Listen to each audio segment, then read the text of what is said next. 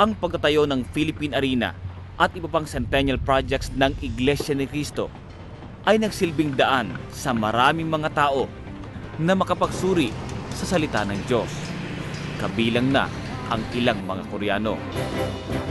Now we truly found that the true Church of the Christ, and being a member of the church, we have to save more of our brethren, and we have to bring more of our friends who could be member of the church. So President Ko and us, we decided with this Lingap, Pamamahayag, so we request all of our friends and colleagues to come here and to listen to the Word of God.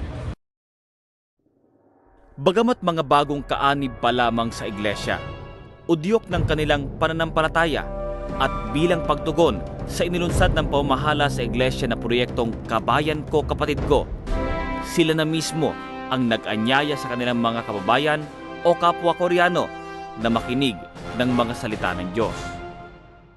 Yung nag-invite po sa akin si Sir Matthew, our admin manager in the main office of our company.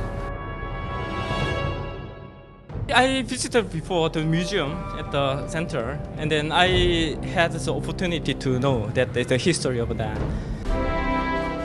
You know, it's not quite easy to gather like this amount of people at for the one event, but now you can see like so many people just gathered here. Yes, it's quite amazing. And what I feel about brotherhood of the INC is they just always care about each other. Like they caring but the people who's next to is just like themselves. Even I'm here for the first time. They treat us and then they just like greeting us as their family. So I was like quite happy to be here. I expect from the amount of the people who came here will be part of the member of the Iglesia ni Cristo. And I think there will be a lot of believers. Ang naging bunga nating Koreano ay 7 na. At ang kasalukuyang dinudoktrinahan ay 4 na po. Yung abogado ng PhilDePhil na galing sa Korea, nung nakaparinig ng aral, nag-iglesia, pinudoktrinahan na. Nakita nila yung totoo Kasi natawagan sila ng pansin sa nangyayari sa iglesia. Nakaiba ito sa ibang reliyon. Yung iba ay humihina, pero Iglesia ni Cristo, napakalakas, nagtatagumpay.